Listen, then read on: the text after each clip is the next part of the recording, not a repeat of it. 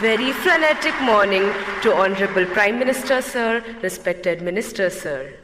This is Shweta Umre from Government Institute of Forensic Sciences, Rashtra Sant Tukadoji Maharaj University, Nagpur, Maharashtra. Today, I will be speaking on the topic Connecting India economically, culturally, and geographically. Now, when I look at this topic, I can see two aspects. The first aspect is how do we connect India to itself. The second aspect is how do we connect India to other countries globally. So when I talk about the first aspect, I dearly feel that India is already a connected nation. Now how? NASA has reportedly stated that the sound of the rotation of Earth is Om. And we have been worshipping Om, we have been worshipping landscapes, rivers, lakes since ages now, which states that our culture is born out of the geography of our country. Moving ahead to how culture is connected to the economy. When I talk on this, how can I not talk about the heritage tourism that we have, about Char Dham, about Golden Temple, about Haji Ali Dargah, about the beautiful churches of Goa. This heritage tourism generates revenue for our nation, and this revenue helps us build a better, a stronger economy. And that we have a stronger economy now, it is possible for us to reach to the portions of the country that are in the most remote areas. And this would lead to not only literate individuals, but educated individuals. And educated individuals of this nation would arise and develop a better and stronger culture, would arise and take care of the geography of their nation.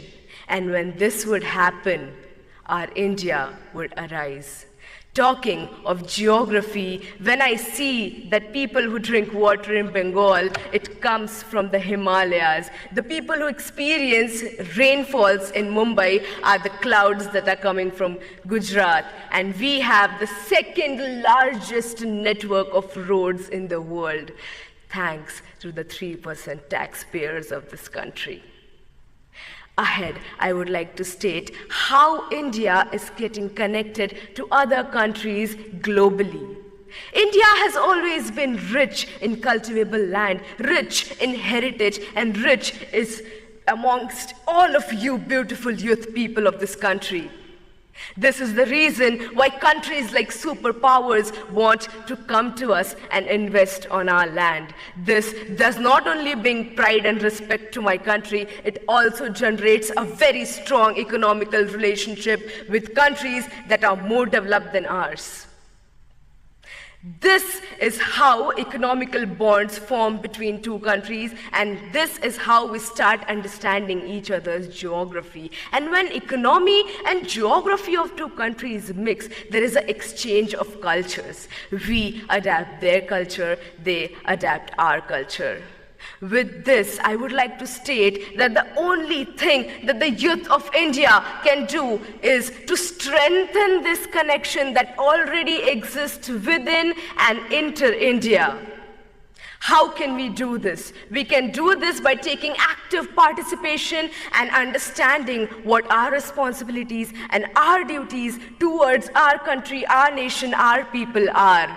And the day we realize our responsibilities, the day we start working hard, the face of this nation will change.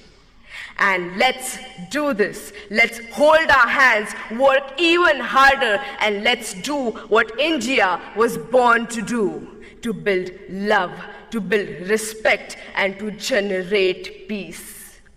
I would like to end my say with the quote, जिस दिन तेरी फतह का परचम इस मिट्टी पर लहराएगा, जिस दिन तेरी फतह का परचम इस मिट्टी पर लहराएगा, क्या ज़मीं क्या आसमां ये हिंदुस्तान मिल जाएगा. With this, I end my say, Jai Hind.